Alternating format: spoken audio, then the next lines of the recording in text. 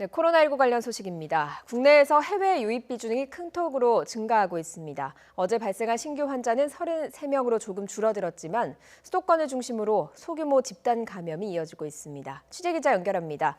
한영규 기자. 네, 사회부입니다. 네, 수도권은 사무실과 판매장, 빌딩을 고리로 감염이 이어지고 있다고요?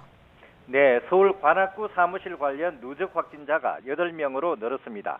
이 사무실에서는 지난 12일 첫 환자가 나온 이후 7명이 추가 확진됐습니다. 강남구 역삼동 버이빌딩에서도 2일 첫 환자 이후 추가 확진이 이어지고 있습니다.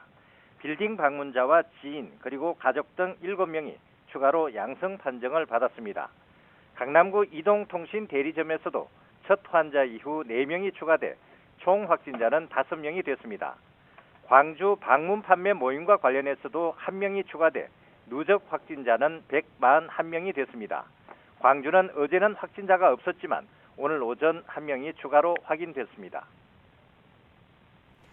네, 어제 코로나19 발생 현황을 보면 역시 해외 유입이 더 많았는데요. 전 세계 코로나19 확산 속도가 그만큼 빠르기 때문이죠. 네, 오늘 0시 기준 코로나19 신규 환자는 33명입니다. 이로써 누적 확진자는 모두 13,512명이 됐습니다. 신규 환자 33명 가운데 국내 발생이 14명이고 해외 유입이 19명으로 해외 유입이 더 많습니다. 해외 유입은 검역 과정에서 12명이 확인됐습니다. 나머지는 격리 중에 양성 판정을 받았는데 지역은 경기가 5명, 광주와 대전이 각각 1명씩입니다.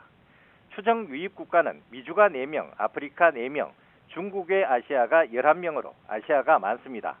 아시아 국가는 카자흐스탄이 5명, 우즈베키스탄 2명, 필리핀과 키르기스스탄, 이라크, 러시아가 각각 1명씩입니다.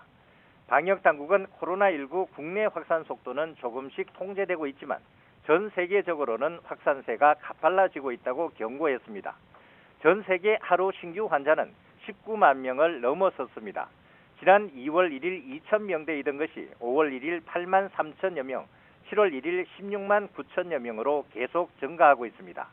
또 지난주 신규 환자는 중남미가 44만여 명, 북미가 38만여 명, 아시아가 26만여 명 순으로 많았습니다.